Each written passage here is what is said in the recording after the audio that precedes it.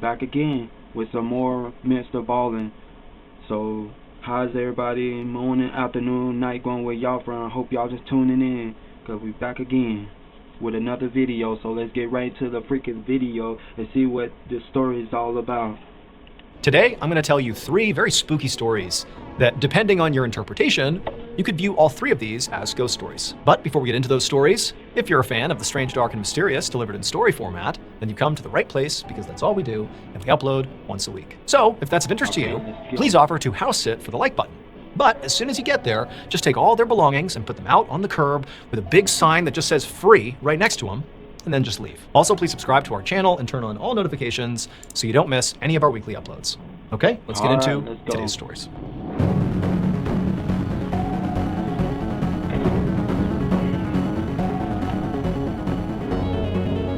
The sailor. One morning in the summer of 1876, a doctor named Lewis Allard walked down the hallway of a hospital in Papeete, Tahiti.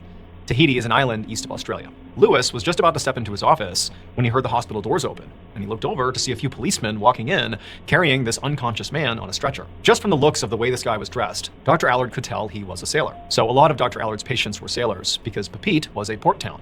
So if people got sick or injured at sea and then docked in Papeete, they would come to the hospital right there. So Dr. Allard walked over to the police and asked them what was going on with the sailor. And the officers explained that this man's friends had found him unresponsive that morning, apparently after a very long night of drinking. Dr. Allard nodded and then motioned for the police to follow him and bring this guy with him, and he led them over to an exam room, where he had them lay out the sailor on a table so that Dr. Allard could look him over. The sailor appeared to be pretty young. He was in his 20s maybe, and he appeared very healthy and strong. But when the doctor checked for a pulse, there was none. And so after checking a couple more times to make sure it wasn't just a very weak pulse, the doctor ultimately concluded that, this sailor was not just unresponsive. The sailor was dead. And if Dr. Allard had to guess, he very likely died from alcohol poisoning, given his friend said, the night before, this guy had had a really heavy night of drinking, and here he was, so. See, I don't drink. That's why you don't drink. If somebody offer you a beer, do not drink if it's already, the cap already open off of it, or somebody offer you a beer in a cup, don't take it. Alcohol poisoning. So this hospital had a policy for how to handle the death of foreign sailors in Tahiti. Basically, the doctor who pronounced the sailor dead would then arrange for them to be buried in a public cemetery. And in fact, the hospital kept these cheap wooden coffins in the hospital morgue for this exact purpose. And so Dr. Allard followed protocol and asked the police to go inform the sailor's friends of his death, and then the doctor went to the hospital's morgue to arrange for a coffin. A few hours later, Dr. Allard was back in his office when he heard a knock at his door. He told whoever it was to come in, but when the door swung open, the doctor was surprised at who he saw there. It was the 4 local gravediggers who he had called earlier to bury that sailor who had just died. Now, generally speaking, Dr. Allard had virtually no interactions with the gravediggers after he hired them. He would tell them to bury the body, and they would do that and go on their separate way. Like, there was no reason for the gravediggers to come back and check in with the doctor. But as the doctor is looking at these 4 guys trying to figure out what was going on here, he quickly assessed that, these guys weren't here just to chat. They were here because they looked spooked. And before Dr. Allard could ask any questions about, what was going on here, one of these gravediggers began to speak. And in sort of a rapid and sort of anxious tone, he said, as we were carrying the coffin over to the gravesite, it began to shake like the person inside the coffin was alive. And then we heard all these moaning sounds coming from inside of this nailed If I was a grave digger, and I heard the coffin started moving, I wouldn't go back and inform the doctor. I would have went home.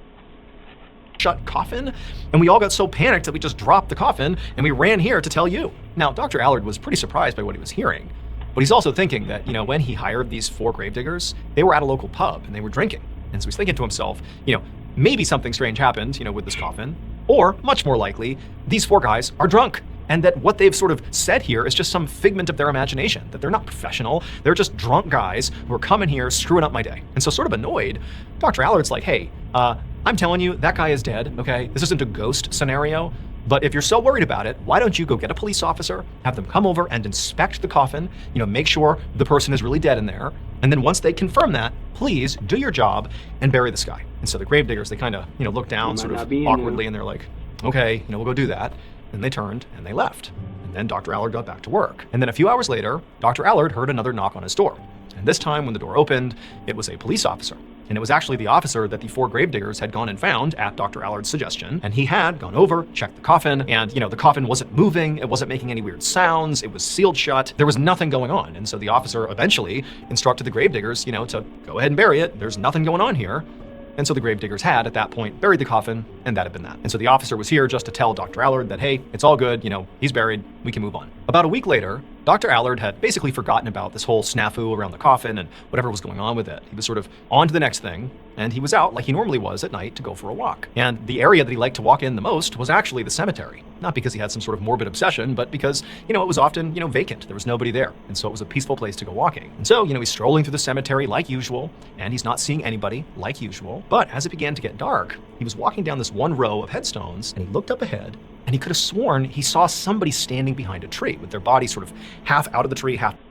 Yep, he saw something. He shouldn't have listened to the grave diggers that he hired. He's coming back. I don't know what for, but like me, if I see something and I think my eyes playing tricks on me and I see it again, I'm going back the other way. Behind the tree, sort of half obscured. And he stopped and he's looking, and the whole thing just sort of felt off. Like, what is this person doing? Is that a person? Like, what's going on here? And so he's staring, and as he's looking, sure enough, this dark silhouette steps out from behind this tree. And the way they stepped out, it was like they stepped out, turned, and faced Dr. Allard, and just stood there, clearly looking right at Dr. Allard. But they're pretty far away from Dr. Allard. Like, there's a good distance between them. But immediately, Dr. Allard felt threatened by this person, or whatever it was. He didn't even know if it was a person. He couldn't tell if it was his mind playing tricks on him or not. He's just staring at this thing that looked like it was looking at him. And so Dr. Allard, instinctively, who's now feeling a little bit frightened, turned and just started walking away, like he was done walking in the cemetery for the night. And so he turns and he starts walking, but then it's like the hairs on the back of his neck stood up. He just felt like this person, whoever it is, they're still watching me. And so he stopped after just a couple of steps and he turned back around. And now this figure is clearly marching directly towards Dr. Allard. They're almost running. They're walking real fast right towards Dr. Allard. And so now Dr. Allard's terrified. He knows there's... I got to say, I would have been took off. If I seen something, I wouldn't be in a graveyard walking around. If I seen something like that, and I just turned around, I wouldn't be walking. I would have sprinted. I wouldn't still be looking back, make sure my eyes ain't playing tricks on me. Shit. Something happening here. Why would this person be doing this? Like, is it a person? Like, what's happening here? And so Dr. Allard, he turns and starts to run, and as he's running, he hears this horrible high-pitched scream echo across the entire cemetery, and then he looks back one last time, and he sees the face of this figure, this person charging towards him, and it's the same guy who died a week ago, the same sailor that he buried, the one who presumably was moving around in the coffin the gravediggers were so scared of. It was him, and he jumped on Dr. Allard and began throttling him, and Dr. Allard's on the ground staring at this ghastly face. The scream is coming out of him. He had no idea what was going on. And then Dr. Allard just blacked. He probably said, I wasn't dead, so y'all gonna bury me alive? Y'all thought I was dead. Y'all gonna bury me alive? Now it's time for you to die too. Out. Why buy a new computer when you can save money instead? PC Cleaner fixes slow PC. A few minutes later, Dr. Allard came to, and he sat up suddenly, and he's looking around, and there's nobody there. It's just a dark, vacant cemetery. No sign of the dead sailor's ghost or whatever, or whoever it was. They're gone. And Dr. Allard's just sitting there, his heart's racing still, and he's telling himself, like, did that even just happen? Like, it felt so real. His neck was sore from, what he felt was this guy, this thing attacking him. But at the same time, he was so sure that the face that he had seen on this person was the dead sailor's face. But how could that be? He's dead. He's buried. How could that be? And so ultimately, Dr. Allard, he got up and he hustled back to his house. But over the coming weeks, Dr. Allard sort of spiraled into madness. Because it was like every day, all the time, he would see out of the corner of his eye for a second like a glimpse of this dead sailor's ghost. And it was always that face, that ghastly face, that shrieking face looking right at him. And he'd turn and, the face would disappear. But Dr. Allard, he just felt like he was almost being haunted, that something had happened, like that attack in the cemetery. It had felt so real. He felt like now this ghost was literally haunting him. But he couldn't tell anyone. I mean, he's a doctor. What's he gonna do? Tell people that a ghost is haunting him? He didn't know what to do. And so what he ended up doing after several weeks is he just began staying home and laying in bed, basically feigning illness to avoid leaving the house. And he would just lay there with his eyes closed basically all day, because as soon as he opened his eyes, he would see this dead sailor's face. He really was losing his mind. And then eventually, when Dr. Allard knew he had to stop basically staying in bed all day and go back to the hospital and sort of function in society again, go back to work, otherwise people were gonna start asking questions here, like, what's going on with you? And he didn't have an answer, When that time came and he knew it was sort of like, okay, go back to normal or tell people about this. Well, what Dr. Allard ultimately did is he decided to walk up to the roof of his house and throw himself off. He literally couldn't live with what he believed was this.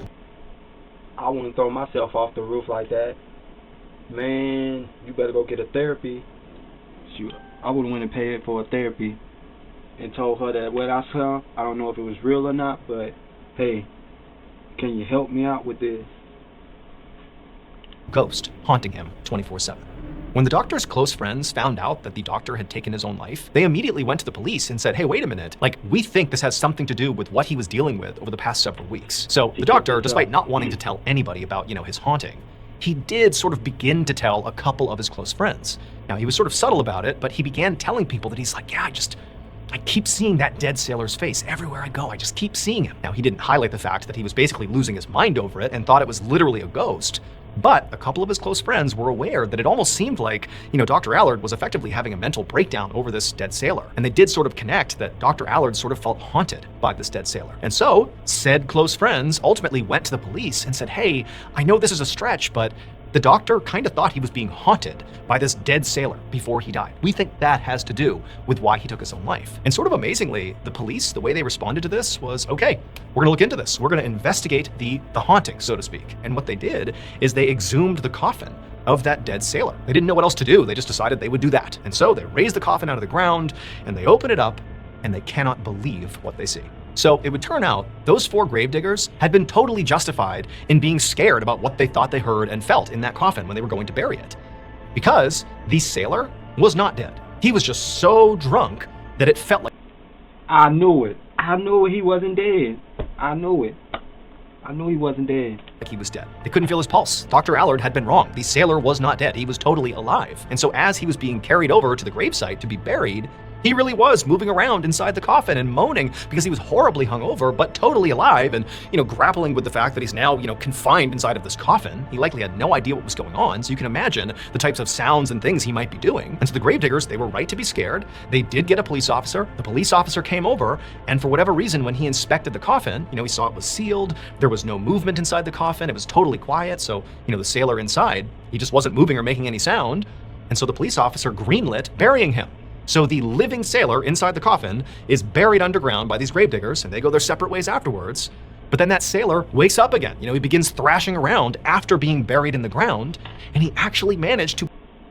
Yeah, if y'all bury me and I'm moving around and I'm still alive, hey, I'm still alive. I'm trying to get out. I need some fresh air. I can't breathe. I can't breathe. Let me out. I ain't dead. I ain't dead. Yeah, he's getting revenge on the doctor. He said, since I died, you gonna die. I was still alive when y'all thinking I was dead. Whew. I would have been bamming on that thing. I'd be like, I would have been bamming on that. I would have been bamming on that coffin. I'm not dead. Let me in. I would have been saying something more than moaning and grunting. I'd be like, I would still be grunting. I would have been bamming on that. Break out of the coffin and climb out of the ground. He saved himself. He literally, survived being buried alive. But he was furious at the doctor, who so cavalierly just decided he was dead and now go bury him. And so he decided he would play a prank on the doctor to get back at him. So what he did is he filled his coffin up with rocks and he sealed it back up and he reburied it so nobody would know anything. And then for the next week or so, he just kind of hid out and didn't let anybody know that he was actually still alive. And then after about a week, he knew the doctor took his walks in that cemetery, and so he hid behind a tree in the cemetery. Wait, so you telling... Wait. What? He digged his own self out of his own grave? How is that? And waited for the doctor to be alone making his walk. And when he saw him, it was the sailor, fully alive in the flesh, stepping out from behind the tree, looking at the doctor. That was him. It really was the sailor. And he really did run forward, shrieking, pretending to be a ghost. And he attacked Dr. Allard, basically giving him the impression that his angry ghost was attacking him. And then after Dr. Allard passed out on the ground, the sailor ran off. So the sailor didn't die. He died. He digged his own self out of his grave. How did he open the coffin? What? But for Dr. Allard, who fully believed that sailor was dead, can you imagine what he thought when he saw, the sailor attacking him and shrieking in the middle of the cemetery? He fully believed that was the sailor's ghost, and he had this totally real experience getting attacked by the ghost. And so even though he survived the encounter, it drove him mad. He began seeing the dead sailor, the ghost, everywhere he went, and it eventually drove him to kill himself. And so when the police opened up that coffin, All they saw were all the rocks the sailor had left behind. But following the doctor's suicide, that sailor apparently skipped town and was never seen again.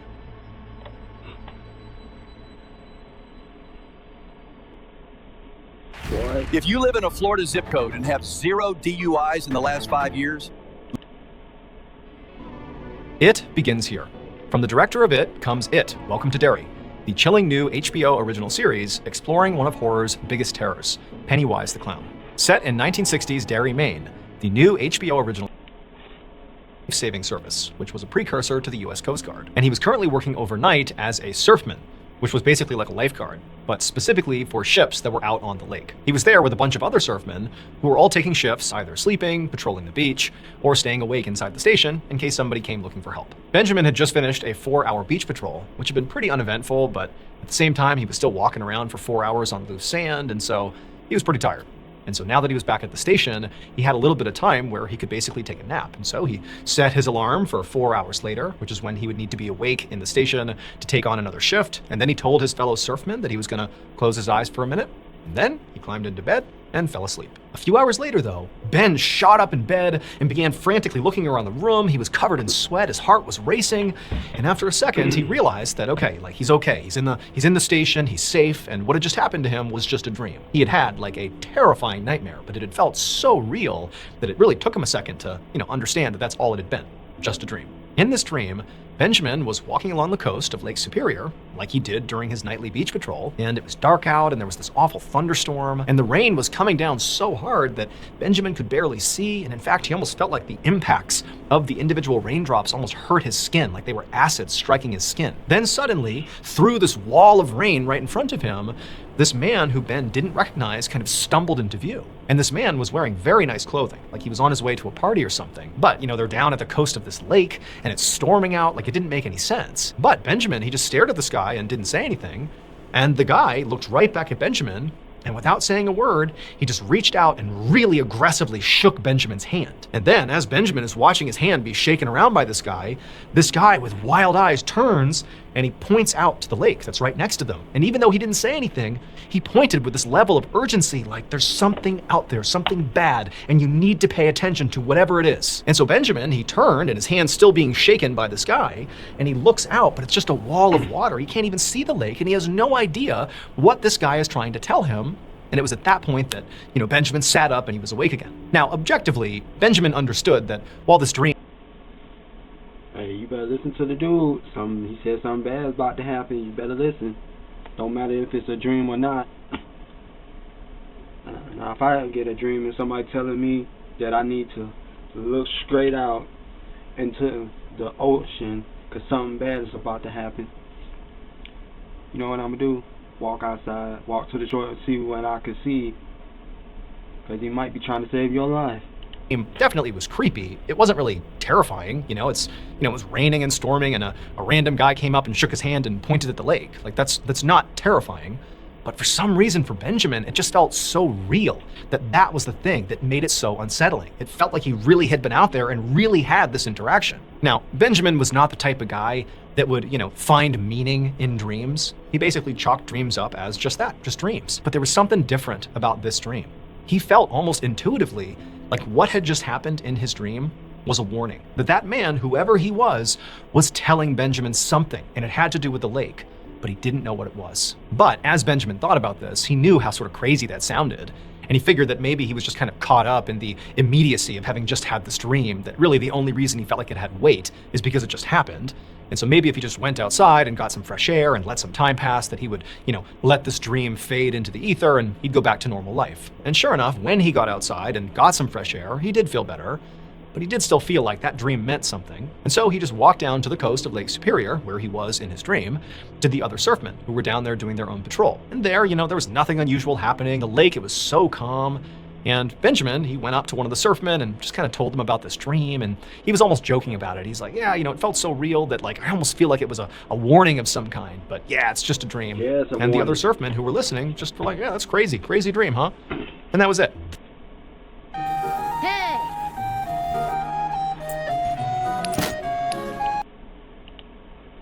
Following day, around noon, Benjamin and his fellow surfmen were hanging out inside the life-saving station when all of a sudden, this guy comes stumbling into the station, and he looked awful. He was soaking wet, he was covered in all these cuts and bruises, and he was visibly shaking so much that it almost looked like he was about to collapse right there onto the floor. Benjamin immediately asked the guy, like, hey, what's going on? What's brought you here? What's happening? And the man, who clearly was struggling to just breathe at this point, sort of composed himself and just said, I was out on the lake last night on a ship that sunk. And as soon as he said that, Benjamin was like in total disbelief, because if a ship sunk on Lake Superior, the life-saving service that Benjamin was a part of was supposed to know, because they patrolled the lake and tracked the vessels out on the water. So it seems sort of impossible that a ship could sink, and his crew, the surfmen, would somehow not even know about it. And then, at the same time Benjamin is thinking this, he couldn't help but go back to that dream he had had. It had happened last night, and it just seemed like this guy was warning Benjamin about something out on the lake. It just seemed way too coincidental that this guy's here the next day talking about a shipwreck out on the lake around the same time frame. The survivor of this shipwreck explained that the ship had been really far out on the lake, probably too far away from shore for them to even see. And he said that he and several other people had made it onto a lifeboat, but the boat had capsized, and he had spent hours and hours swimming to shore, and he had just gotten here, and that's why he'd come in, and he was soaking wet and so tired because he had just... How did he make it? He swam for I don't know how long that they was far away from the shore, but he swam that long to the shore.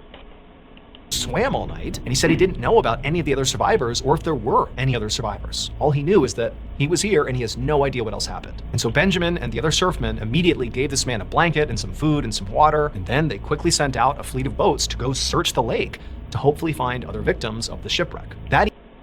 Wait a minute, please don't tell me he's a ghost, because ain't no way he swam and he made it out of the water alive. Don't tell me he's a ghost too. Don't tell me he's a ghost. Evening and all through the night, Benjamin and his co-workers sailed rescue boats back and forth all across Lake Superior looking for survivors, but all they could find were 4 dead bodies. But the man who had swam to shore and told them about the shipwreck said there had to be more people out there. He said there had been 27 people on this ship, including him, when it had sunk, which meant a lot of people were still definitely unaccounted for. So while some of the surfmen continued to search out on the water, Benjamin and a small team decided they would actually search the coastline itself and see if anybody washed up on shore. And so early on the morning of September 1st, so now the surfmen have been out searching for people for over 24 hours at this point, Benjamin and his team were walking down the coastline, and they looked up ahead and they saw what appeared to be 2 people laying on the sand. And so of course they ran up to them, and unfortunately they discovered that, it was a man and a woman who were lying face down in the sand, and they were not breathing. They were dead. And so Ben, he knelt down next to the man, and he began rolling his body over to get a look at him. And when he did that, 2 things happened. When he rolled him over and actually got a look at this guy's face, he saw immediately that it was the exact same guy from his dream. The guy who had shaken his hand and pointed out at the lake. It was him, definitely. And as he's having this revelation, and he's sort of kneeling there in shock, the man's body, he's sort of rolling it over, and as it completes the rollover, the man's limp hand falls directly onto Ben's hand, like a handshake. Ben would later learn that the ship that sunk out on Lake Superior the night before was called the Western Reserve, and apparently it had sunk during the exact same time that Ben had that nightmare. And the man that Ben saw in his dream, the man that had been pointing out at the lake and shaking his hand in the dream, and then Ben found on the shore dead, who then in his death flopped over and put his hand in his hand all over again, was a guy named Robert Minch, and he was part owner of the Western Reserve ship. For the rest of Benjamin's life, he believed that Robert's spirit had actually visited him in that nightmare to warn him about the shipwreck that was literally happening right then and there. That he was shaking his hand and pointing out at the lake like, hey, go out there right now, there's something horrible happening, a ship is sinking, people need your help. But when Benjamin woke up, despite really feeling like this meant something, this dream was a warning, he didn't actually go out and search the lake. And so as a result, the ship sank. What? He didn't go out? Wow, so he let innocent people die. If something come in my dream telling me that I need to go do something and save some people, I'm gonna go get some help and tell them they need to go out there and save some people. In fact, of the 27 people who were on board that ship that sank, 26 died, including Robert, the owner. The only survivor was that man who swam to shore and told them after the shipwreck had already happened.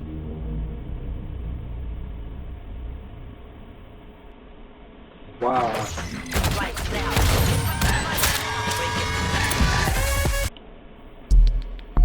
The gray man.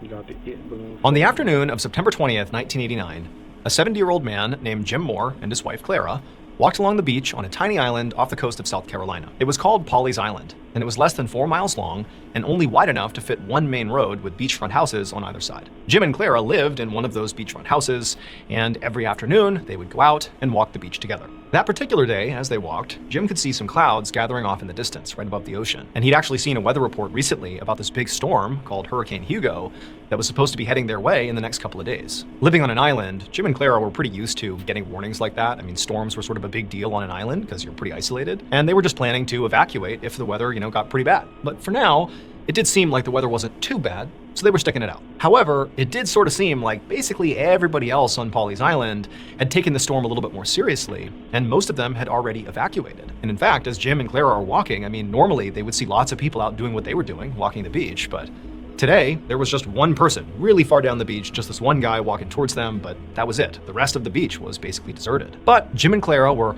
veterans of Polly's Island and certainly veterans of other storms that they had weathered in the past, and so they weren't worried yet. And they just continued to, walk down the beach and chat and just kind of stare out at these growing clouds and just have a normal day. But as they're walking, Jim was sort of keeping an eye on this guy, this one other guy on the beach that was walking towards them. Now, he wasn't literally walking towards them, he was just sort of walking in the other direction. And so inevitably, both Jim and Clara and this guy were going to pass each other. And as Jim got closer to this guy, he realized he actually didn't recognize him. And realistically, Polly's Island was so small that Jim and Clara basically knew everybody, or at least could recognize everybody. But this guy, who was wearing this long gray coat and this wide-brimmed hat, and he kind of had his head down, Jim didn't. Man, he kind of like Drippy Creeper for a little minute. He wore a hat and a trench coat. Oh. He kind of looked like Drippy Creepers. Recognize. And he told Clara, like, hey, who is this guy? As they're walking closer and closer. And she's like, I don't know, I've never seen him before. But, there was no cause for alarm here. It's broad daylight, and who cares if there's a stranger on the island? I mean, of course, people that live here have guests all the time. Like, this is probably just somebody visiting somebody who lives here. And so they're walking, getting closer and closer. And then finally, when Jim and Clara were about, 10 feet away from this guy, the guy in the big gray coat, Jim, to be polite, just said, hey, how you doing? Because they're the only people on the beach. You can't just ignore each other. But the guy in the gray coat, he just kept that big hat sort of angled down and just briskly walked right past Jim and Clara and didn't even acknowledge them, which is like, there's nobody else here. What are you doing? It's sort of rude. And so Jim and Clara, they look at each other like, that's weird. They keep on walking. And then for whatever reason, Jim just turns around and looks towards this guy, the guy who had just passed them, the guy in the gray coat. And when he looked, he just stopped because the guy was gone and there's nowhere to go. There is no, shrubs or trees or anything. This is a wide open, flat beach. And this guy has just passed Jim and Clara like seconds ago. He can't be anywhere else. He has to be on the beach. There's nowhere to hide. And so Jimmy grabs Clara and he's like, look, he's gone. And she turns around and she's like, what's going on? That's not possible. And they're looking like, did he go in the ocean? But they're looking out in the water and there's no sign of him. Nah, he's a ghost coming back from the dead. I wouldn't be looking around to see which way he went. I would just kept on going. I'd be like, forget looking for him. He disappeared. That's on him. I'ma just keep on walking. The only place, maybe he could have gone is if as soon as he passed by Jim and Clara, he hard turned and ran inland and hid, behind one of the houses. But that's pretty far away. It just didn't seem possible that in that short of an amount of time, he could get up there and hide. And also, why would you do that? That's such bizarre behavior. And so Jim and Clara, they're just standing there like trying to come up with some reasonable theory to explain where this guy went, but they just couldn't do it. It was like this guy just disappeared. And so eventually, Jim and Clara just had to turn back around and finish their walk and make their way home. And the whole time, all they could talk about was this disappearing man in the gray coat, because it defied any rational explanation. Where did he go? When the couple finally got back to their house, by this point, the clouds that had been gathering outside were now very dark, and it really did seem like a serious storm was on the horizon. And then when they turned on the TV, they put on the Weather Channel, And there was this bulletin that the South Carolina state government had actually issued an evacuation order to all inhabitants of Pawleys Island, because apparently Hurricane Hugo was getting bigger and faster and more destructive, and it appeared like Pawleys Island was clearly going to be in the path of this hurricane. And so at this point, Jim and Clara forgot about the gray man and realized, like, hey, we got to pack our stuff up and go. We thought we had maybe a day or two before we'd have to evacuate, but no more. We got to go right now. And fortunately for them, they actually had an adult daughter who lived right on mainland South Carolina. And so they could stay with her on short notice, no problem. And so they quickly packed up, they hopped in their car, and they drove on the one main road until they hit the bridge that went over the ocean. They made their way across the bridge onto mainland South Carolina and over to their daughter's house. And once they got there, their daughter was obviously very happy to see them, happy they were safe. And they would just spend the whole day basically just sitting there with the Weather Channel on, watching reports about Hurricane Hugo. And over the course of the day, the news got more and more dire. Hurricane Hugo was poised to be this enormous, destructive storm that was not slowing down at all. And unfortunately, Pawleys Island was really looking like one of the main areas that was going to be affected by this storm. In fact, the meteorologist was saying, like, it is not safe to be on the island at this point. I mean, there's a chance that all the structures on the island could be leveled by the end of this storm. So Jim and Clara, they're obviously happy they are safe, on mainland South Carolina with their daughter, but they live on that island. Their house, everything they own, it's on that island. And so the idea that they were just helpless and their house is going to be destroyed was sort of just terrible. Like, what can you even do? You're helpless. And so as they began to sort of spiral into all their anxieties around what's going to happen, eventually one of them said, hey, let's just accept that we're in this position and let's just change the subject. We're safe here. Don't worry about what the storm's going to do. Let's just change the subject. And the first subject that was raised was Jim and Clara's encounter with that strange... He kind of like, he's looking like Jeepers Creepers, but he's a ghost. That he's coming back from the grave. Or I don't know who he is, but... disappearing man in the gray cloak. And imagine being able to build an app with your name on it, just by thinking about it. Meet Base 44, a complete... So Jim and Clara, they told the story to their daughter about this weird guy they saw and how he just kind of vanished. And their daughter was really interested listening to the story. And when they were done telling it, she looked at her parents and was like, I think you might have seen the Gray Man. Now, Jim and Clara had lived on Pawleys Island long enough to know about the legend of the Gray Man. As the story goes, 150 years earlier, there was this sailor who was making his way to Pawleys Island to see his fiancée who was there. And when he got to the island, he unfortunately basically fell into quicksand and died. And so the fiancée is totally heartbroken. She's basically losing her mind over the sudden loss of her love. Whoa. But a couple of days after her fiancé, the sailor, had died, she saw him walking on the beach on Pawleys Island. And he was wearing this long gray coat and this big wide-brimmed hat. And he was walking towards her and she was so overjoyed. She knows it doesn't make any sense, but she runs to her beloved sailor. And right as she reaches him, he disappears. Now, Jim and Clara, they couldn't help but see the overlap here. I mean, they saw, a guy wearing a long gray coat with a big wide-brimmed hat who, was walking on the beach, who then disappeared. It did sort of seem like the legend of the Gray Man, but neither Jim nor Clara really felt like that actually was the explanation here. But at the Don't tell me he fell into quicksand again. And where did this quicksand come from? Did he fell into the quicksand? same time, Jim did feel like, man, that is a weird coincidence. Over the next couple of days, Hurricane Hugo made landfall, and it was absolutely vicious. And then finally, when it passed and it was safe to go back to Pawleys Island, Jim and Clara loaded up their car, they said bye to their daughter, and they made the drive out there. And as they were crossing the bridge to get out to Pawleys Island, along with all the other inhabitants that were going back, they immediately could tell that Pawleys Island really had been leveled. I mean, the roads themselves were badly damaged, there were street signs and trees everywhere, and as they're getting closer, they can see that basically their whole community has been leveled. All the buildings are destroyed. I mean, it's like a war zone. Now, Jim and Clara had sort of braced themselves for this because they had heard on the news that sure enough, this hurricane had been as bad as expected and Pawleys Island had taken a direct hit. And so they drove across the island until they reached their property. And when they got to their property, they could not believe what they saw. So there's actually one more part to the legend of the Gray Man ghost. And that is when the woman saw who she believed was her dead fiance walking up the beach with his gray coat and his big brimmed hat, and she runs up and he disappears and it's so tragic. That's not the end of the story, because the woman was so upset by seeing what she thought was her fiance again. He's back from the dead, oh my goodness. Nope. And then he vanishes. It's like she had to experience his death a second time. And it made her go crazy. It was like so much grief. It was so overwhelming that she couldn't live with it.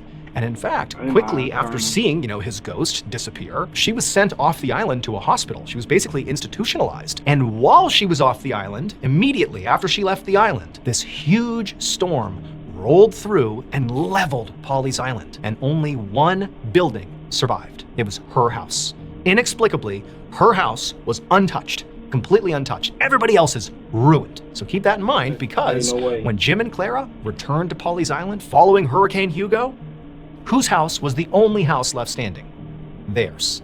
Utterly What? untouched. Their neighbors' houses, all the Ain't no way they house still standing after the hurricane came through and did mass destruction. How they house still standing? They house, the only house still standing. Ain't no way they house still standing. local businesses, everything gone. Their house, untouched. And just so you know, the legend of the Gray Man, people believe if you see the Gray Man, he's warning you to leave the island in advance of a storm, like he apparently did for his fiancée. He warned her, get off the island. And if you heed his warning, the legend goes, your house will be spared. And people believe that's exactly what happened to Jim and Clara.